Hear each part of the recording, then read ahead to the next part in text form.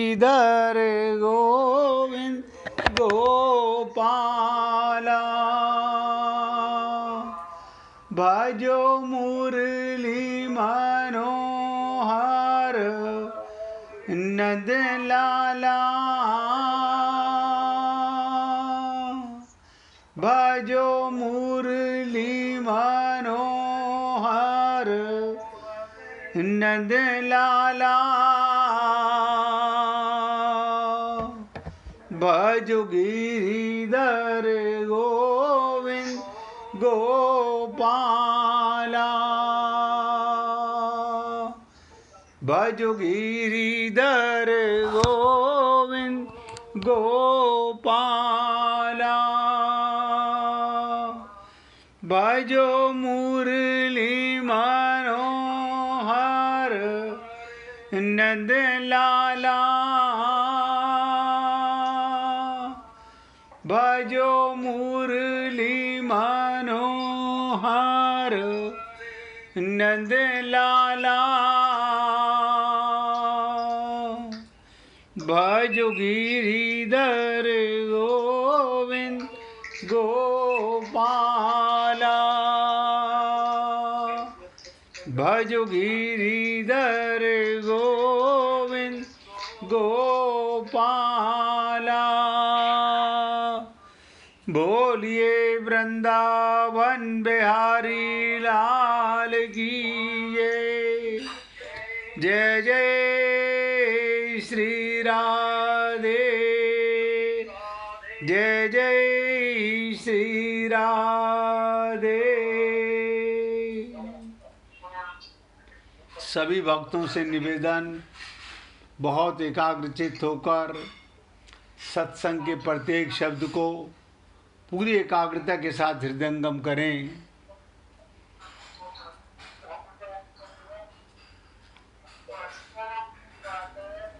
किसी के देखो आवाज़ खुली हुई है, अपने मोबाइल की आवाज़ बंद कर लीजिए प्लीज़। हाँ जी, मुझे एक बात पूछनी थी। पूछिए पूछिए। आपने उस दिन बताया इसमें राधा समा गई, वो कैसे समाई? कैसे समाई? बहुत सुंदर। हाँ, अब ध्यान से सुनिएगा सभी भक्त लोग। अशोक जी, आप अपने मोबाइल की आवाज़ बंद कर लीजिए। सबसे निवेदन किया जाता है फिर भी आवाज़ बंद नहीं करते, पता नहीं क्या।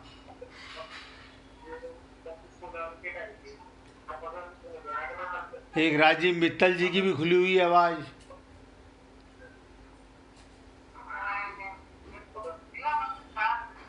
राजीव मित्तल जी, अपना स्पीकर बंद कर लीजिए भैया।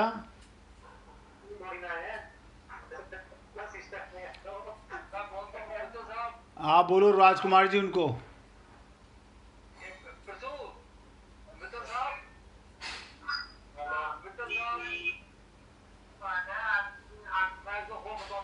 बहुत दुख की बात है।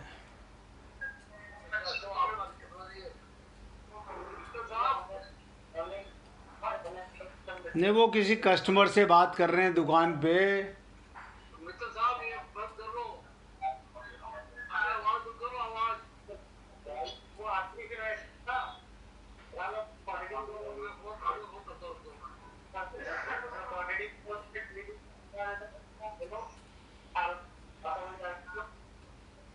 एक मिनट और कीर्तन करो भाई, क्या करें, जब तक स्पीकर बंद नहीं होगा मैं बोलूँगा आपको समझ नहीं आएगा। आप फोन काट के दोबारा मिलाओ तो जुड़ जाएगा वापस फिर वही।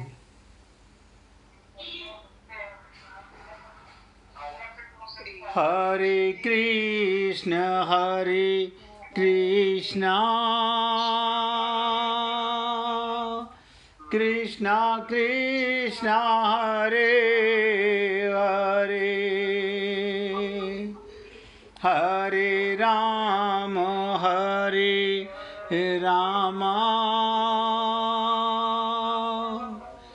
राम राम हरे हरे। आवाज़ बंद हो गई है, अब सभी पुण्यात्मा अपना स्पीकर बंद करके सुने। वीना जी ने पूछा कि राधा जी कृष्ण में कैसे समा गई। अच्छा है कि कम से कम मन में ये प्रश्न तो आया होगा। हमने लीला सुनाई थी, हमने ये भी निवेदन किया था कि राधा की उत्पत्ति कहाँ से हुई थी। राधा का अवतार कहाँ से हुआ था? कृष्ण के अंदर से। तो राधा किस में समाएंगी? कृष्ण में ही समाएंगी। तो ये कहने का तात्पर्य है कि इस लीला से आपको और हमको क्या शिक्षा लेनी चाहिए। आप और हम लोग अपने को भगवान से अलग महसूस करते हैं, अलग हैं नहीं, करते हैं, ये अज्ञानता है। और अपने को सदा परमात्मा के साथ अनुभव करें, ये ज्ञान है। ये शॉर्टकट में आपको बताया। परसों आपको डिटेल में राधा कृष्ण की वो लीला सुनाई थी। उसी में था कि जब भगवान से उसने सिर्फ उनकी बांसुरी सुनने की इच्छा जाहिर की। अब आप और हम लोग भी वो बांसुरी, जिसे मैंने कहा था अनहद बाजत बांसुरी, लगातार भगवान की वो बांसुरी हमारे अंदर बज रही है। लेकिन हम बाहर इतने व्यस्त हैं, हमारा मन सारा दिन संसार में लगा रहता है, अंतर्मुखी होना नहीं चाहते। अगर जीव अंतर्मुखी हो तो उसके अंदर की अपनी बांसुरी, प्रीतम की बांसुरी, जिसकी गोदी में बैठा है, उसकी बांसुरी भी सुनाई नहीं दे रही। इसका मूल कारण है कि संसार में सभी लोग, एक अज्ञानता तो शरीर के कारण और दूसरी अज्ञानता मन के कारण, हमारा मन सदा संसार में लगा रहता है, ना अपना पता ना अपने का पता। तो उम्मीद करता हूँ कि वीना जी को सुनकर के तसल्ली हुई होगी। राधा की ही उत्पत्ति नहीं। हाँ पूछिए। कृष्ण में से राधा कैसे उत्पन्न हुई? हाँ बहुत सुंदर।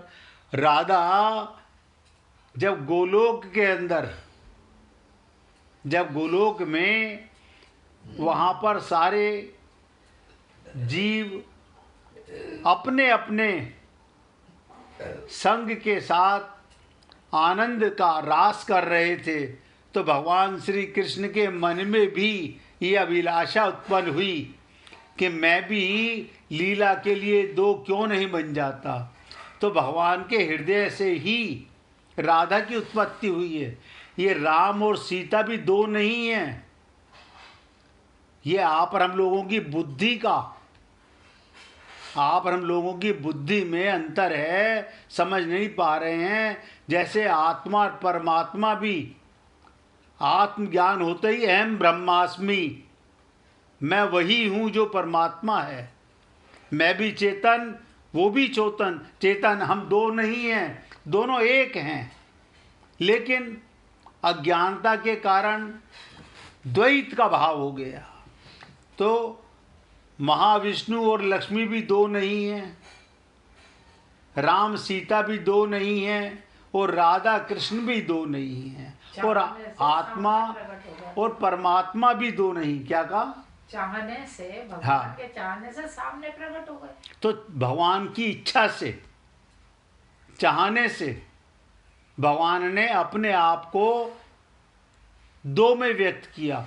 दो को तो छोड़ो, भगवान ने, अभी हमने आपसे गीता में इतने दिनों से चर्चा चल रही है कि भगवान ने कहा वासुदेव सर्वम, हम सब भगवान के उदर में पड़े हुए थे। भगवान ने हमारा कल्याण करने के लिए ये सृष्टि की रचना की कि जीवों को बाहर निकालूं और ये अपनी अज्ञानता को मिटाकर आत्मज्ञान से मुझ में परमानेंट समा जाएं। अभी आप और हम लोग जब प्रलय आती है तो वापस भगवान के उदर में चले जाते हैं, लेकिन भगवान के उदर में जाने के बाद भी भगवत प्राप्ति नहीं होती। भगवत प्राप्ति होती है केवल मनुष्य शरीर में आके आत्मज्ञान के बाद में। लेकिन क्या करे ये जीव, अपने को देह मानकर अपनी तरफ से बड़ा प्रयत्न करता है, पूजा पाठ करता है, मंदिर जाता है, जप तप सब करता है, लेकिन इससे होता कुछ नहीं है। इसलिए पुण्यात्माओं, वेदों में कहा अहम ब्रह्मास्मि, मैं कौन हूँ? मैं तू ही हूँ। मैं और तू का भेद जिस दिन समाप्त हो गया, मैं और तू का भेद ही नहीं है। यह अभेदी अज्ञान के कारण है। तो अब तक हमने आपके साथ चर्चा की। अब मीना जी समझ में आ गया कि राधा की उत्पत्ति कैसे हुई थी और समाई कैसे उसमें थी। जिस दिन भी आपका ये देह का अज्ञान मिटेगा, आप भी परमात्मा में ही समाओगे, आनंद में। आनंद दो नहीं होते कि परमात्मा का आनंद अलग, मेरा आनंद अलग, उसका सुख दाता का सुख अलग, मेरा सुख अलग। जैसे प्रकाश, एक कमरे में 50 दीपक जला दीजिए, प्रकाश एक हो जाता है। इसी प्रकार से अद्वैत हो जाना, मैं का मिट जाना, ये आत्मज्ञान के बाद और अनाद बाजत बांसुरी, जिसे तुर्यावस्था में जहाँ शरीर का और मन का ध्यान भी नहीं रहता, उसे तुर्यावस्था कहते हैं। वो भी बहुत दूर की चीज़ है। अभी तो आप और हम लोग पहले अपने आप को शरीर का, मन का भ्रम मिटा लें तो भगवत प्राप्ति कठिन नहीं है। आप पूरी एकाग्रता के साथ सुनिएगा आगे। हमने अब तक आपके साथ चर्चा की गीता की महिमा, उसके बाद चर्चा की गीता का खास लक्ष्य क्या है। अब आप लोग नहीं याद रखें वो अलग बात है। मैंने पहले भी कहा, फिर दोबारा शॉर्टकट में बताना चाहूँगा कि गीता का खास लक्ष्य क्या, भगवान ने गीता किस लिए कही। सृष्टि से पूर्व जब सृष्टि नहीं हुई थी, परमात्मा में मैं एक ही अनेक रूपों में हो जाऊं, ऐसा संकल्प हुआ। एक ही अनेक रूपों में हो जाऊं, इस संकल्प से एक ही परमात्मा प्रेम वृद्धि के लिए, अब ध्यान से समझिएगा, प्रेम वृद्धि के लिए। अब आप और हम लोग प्रेम को तो भूल गए, हमने अपने को देह और स्वार्थ के अंदर फंस के चले गए। तो कहने का तात्पर्य, सृष्टि से पूर्व परमात्मा एक थे, अनेक रूपों में व्यक्त हुए, और प्रेम की वृद्धि के लिए, लीला के लिए, प्रेम का आदान प्रदान करने के लिए स्वयं श्री कृष्ण और राधा, मैंने यही आपको बताया था, श्री कृष्ण और राधा इन दो रूपों में प्रकट हो गए। मैंने ये भी कहा था, आप और हम सब भी आत्मा हैं, लेकिन आपको परमात्मा की अनुभूति कराने के लिए आत्मज्ञान कराया जाता है। और उन दोनों ने परस्पर लीला करके एक खेल रचा। उस खेल के लिए प्रभु के संकल्प से अनंत जीवों को, जो अनादिकाल से, फिर ध्यान से सुनिएगा, आप और हम लोग अनादिकाल से थे, और खेल के पदार्थों शरीर आदि की सृष्टि हुई।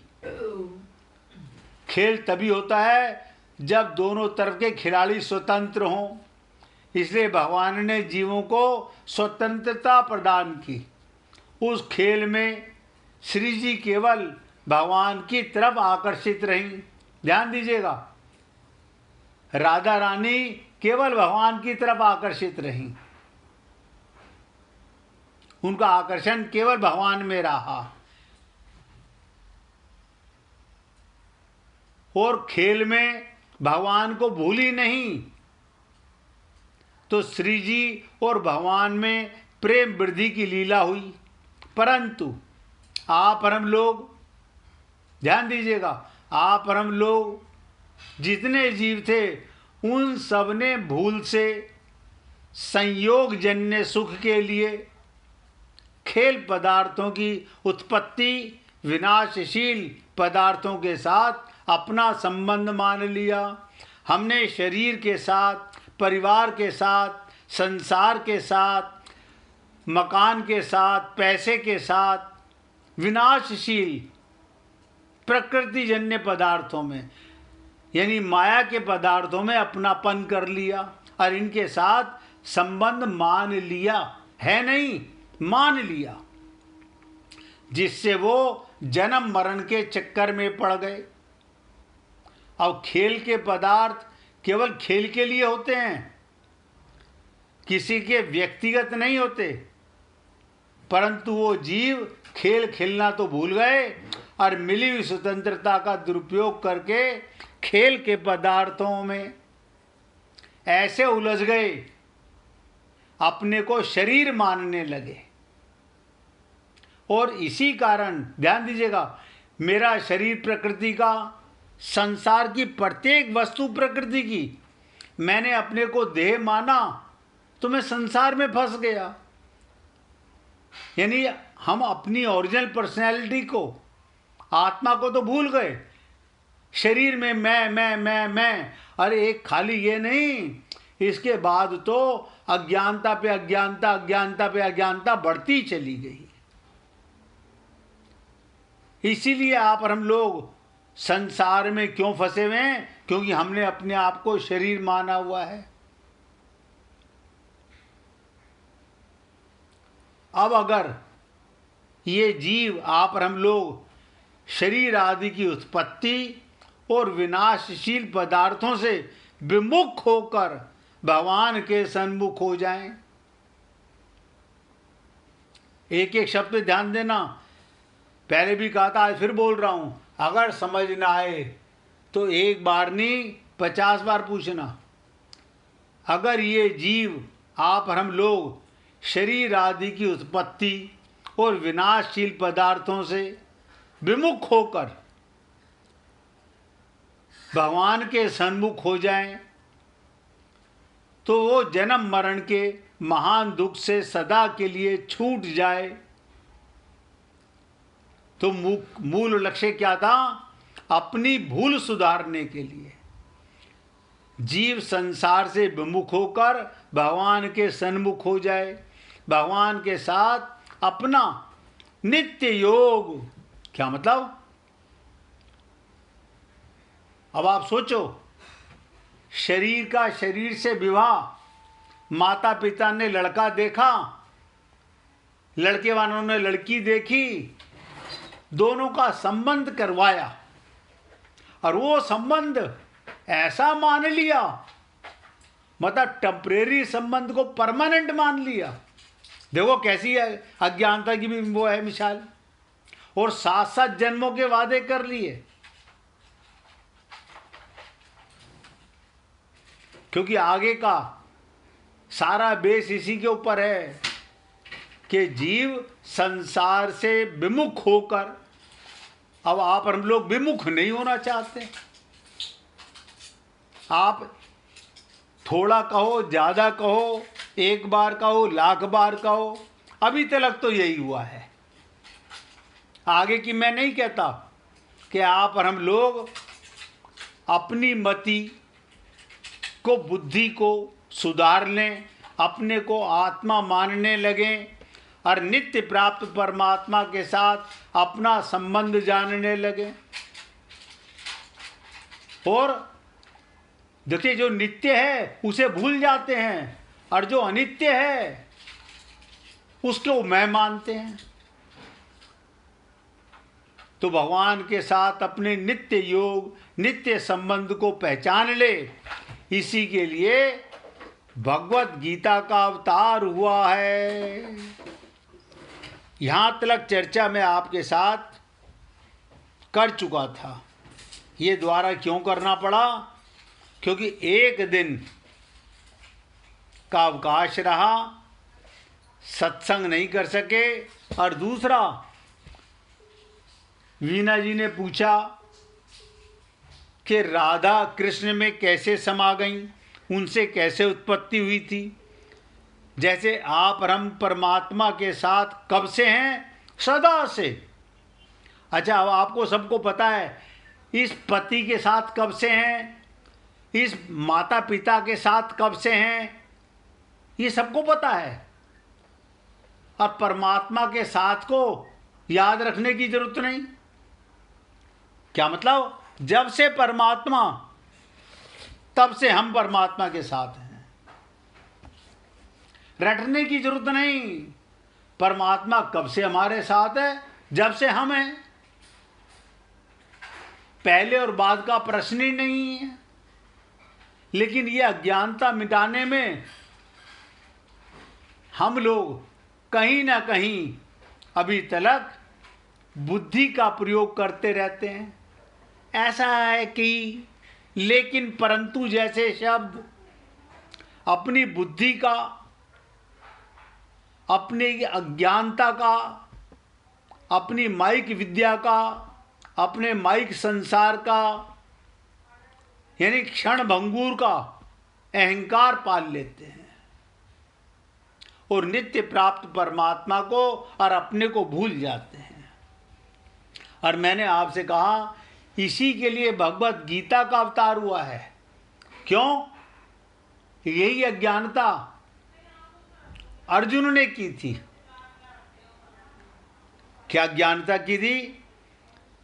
आप सब लोगों को याद होगा, महाभारत में आपने सुना होगा या देखा होगा टीवी के अंदर। ज़्यादा लंबा प्रसंग नहीं छेड़ना चाहूँगा, वरना महाभारत की शांतनु से कथा चालू हो जाएगी कि युद्ध जब ठहर गया, वो भी कब? जब दुर्योधन ने कहा मैं एक सुई की नोक जितनी जगह भी पांडवों को नहीं दूंगा, अगर लेना है तो युद्ध करो। ऐसा क्यों कहा? कि वो जानता था कि ये 5 हैं और हमारे साथ पूरा साम्राज्य है।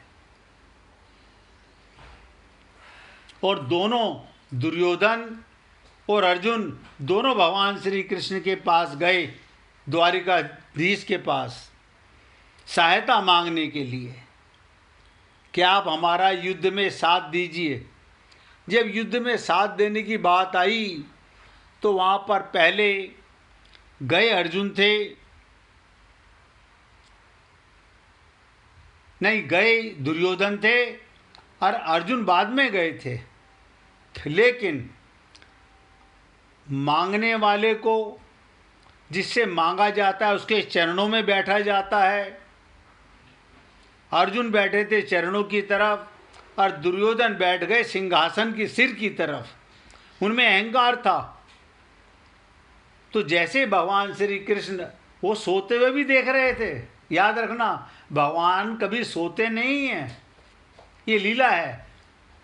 भगवान जागे, उन्होंने अर्जुन को देखा कि अर्जुन कैसे आगमन हुआ आपका, क्यों आए? तो तुरंत दुर्योधन बोला कि पहले मैं आया हूँ केशव, पहले मैं आया हूँ। भगवान ने मुड़कर देखा, अच्छा आप पहले आए हो। तो देखो कितनी सज्जनता थी उस समय। अर्जुन ने भी कहा कि हाँ केशव, मेरे से पहले दुर्योधन ही आए थे। तो उन्होंने कहा बोलिए, आप दोनों किस कार्य से मेरे पास आए हैं? आप दोनों में युद्ध तो पक्का हो ही गया कि युद्ध होगा। बोले हम आपसे सहायता मांगने आए हैं। अब भगवान सबके हृदय को जानते हैं, पहले से जानते हैं प्रभु सबके मन की।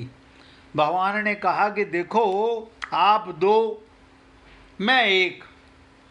तो ऐसा करता हूँ, एक तरफ अपनी 18 अक्षौणी सेना शस्त्रों सहित, अस्त्रों सहित, पूरे साज सज्जा के साथ आप में से एक के साथ रहेगी और दूसरी तरफ मैं निहत्था रहूँगा। तो पहले दुर्योधन आप आए हो, आप मांगिए क्या मांगते हो। अब दुर्योधन, दुर माने बुराई, जो बुद्धि का, बुराई का, उसका नाम ही दुर्योधन है। जिसके पास बुद्धि का धन है, आत्मा का धन नहीं है। वो दुर्योधन बोला, आपका निहत्थे लेके मैं मन में सोचने लगा क्या करूंगा। मुझे तो युद्ध करना है, युद्ध में तो सेना की जरूरत है, अस्त्रों की जरूरत है। तो मुझे तो आप 18 अक्षौणी सेना दे दीजिए। अर्जुन से कहा कि अर्जुन, तुम क्या मुझे अकेले को स्वीकार करते हो। अर्जुन उस समय तक जानता था अपने को। उसने कहा, हाँ केशव, मैं आपको निहत्था भी स्वीकार करता हूं, लेकिन ये गीता का प्राकट्य क्यों हुआ। महाभारत होना था, युद्ध होना था। युद्ध के बीच में कि जिस समय अर्जुन ने भगवान से कहा, भगवान ने सो कहा कि आप मेरे सारथी बनिए, और भगवान से कहा कि आप मेरा रथ दोनों सेनाओं के बीच में लेकर चलिए। और जैसे ही सामने अपना परिवार, ये कौरव पांडव, ये दो नहीं है, कुरु वंश है ये, इसलिए कौरव, ये दोनों ही कुरु वंश कहलाता है। ये आपने सुना ना, अभी आगे जब श्लोक आएगा धर्म क्षेत्रे कुरुक्षेत्रे, तब इसकी चर्चा करेंगे। कुरुवंश में तो वहां पर जैसे ही अर्जुन ने अपने सामने भीष्म पितामह, अपने गुरु द्रोणाचार्य और पूरे परिवार को देखा, तो बुद्धि पलटने लगी। क्या पलटने लगी। ये भूल गया कि मेरे रथ पर भगवान विद्यमान हैं और सारथी के रूप में विद्यमान हैं। देह का भान हो गया, ममता का भान हो गया, मोह का भान हो गया, यानी मिलाकर के टोटल जमा में सारी अज्ञानता उसके सामने आकर खड़ी हो गई। और हथियार डाल करके मैं युद्ध नहीं करूंगा। भगवान ने कहा, अरे मूर्ख, जब तुम से मेरे पास सहायता मांगने आए थे तो तुझे पता नहीं था युद्ध करना है। जब तू नहीं जानता था मेरे रिश्तेदार हैं, मेरे सगे संबंधी हैं, इन्हीं से मेरा युद्ध है। ये आज अचानक ममता मोह आसक्ति कैसे आ गई।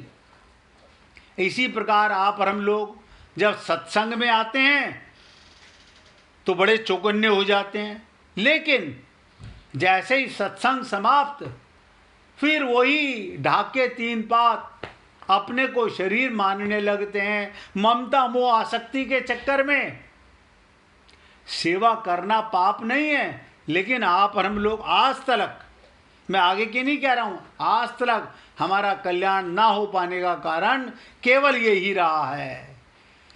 हमें अनंत जन्मों में अनंत संत महात्मा मिले, लेकिन हमारा मन का फेरा नहीं फिरा, हमारा देह का अभिमान नहीं मिटा, हमें आत्मज्ञान नहीं हुआ, वो नित्य प्राप्त परमात्मा की प्राप्ति का अनुभव नहीं हुआ। तो गीता का प्राकट्य कब हुआ, जो अभी बता के चुका हूं। जीव संसार से विमुख होकर भगवान के सन्मुख हो जाए, भगवान के साथ अपना नित्य योग, नित्य संबंध पहचान ले, इसके लिए गीता का 700 श्लोकों का 18 अध्याय का प्राकट्य हुआ। इसमें मैक्सिमम प्रश्न ही प्रश्न हैं। मैं जैसे आप लोगों से रोज निवेदन करता हूं, पूछो पूछो, आप पूछते नहीं। अर्जुन ने बहुत प्रश्न किए हैं, और भगवान ने उसका जवाब दिया है। इसलिए हे पुण्य आत्माओं, ये 2-3 बार चर्चा हो चुकी। अगर अभी भी आप और हम लोग अपने को देह मानकर गीता सुनना चाहते हैं तो आप उस रोग को मिटाने में लगे हुए हैं जिसको मैं मानते हो। देह से अलग आत्मा मानकर ममता मोह आसक्ति से बच सकते हो। अपने को स्त्री पुरुष मानकर, अपने को ब्राह्मण क्षत्रिय वैश्य मानकर, अपने को शरीर मानकर, कहत कठिन समझत कठिन, बहुत कठिन चीज है। इसलिए छोटी सी बात पर कितनी बात आप लोगों को सुनने को मिली। हमें तो भ्रम मिटाने का परमात्मा की कृपा है। मुझे कोई जल्दी नहीं है कि मुझे अवार्ड जीतना है किसी प्रकार से। आप लोगों को आत्मज्ञान हो जाए और नित्य प्राप्त परमात्मा की सन्मुखता की लगन लग जाए। रामचरितमानस में भी कहा गया, सन्मुख होए जीव मोहि जवहीं। हम जीव हैं, हम कहते हैं तो सही परिवार के सन्मुख। हम अपने परिवार को अपना मानते हैं, अपने शरीर को अपना मानते हैं, अपने मकान को अपना मानते हैं, अपने धन दौलत को अपना मानते हैं। ये सारी अज्ञानताएं हैं। 1 मिनट भगवान का कीर्तन करो, इसके बाद आगे की नित्य योग पर चर्चा करेंगे। श्रीमन्नारायण नारायण नारायण, श्रीमन्नारायण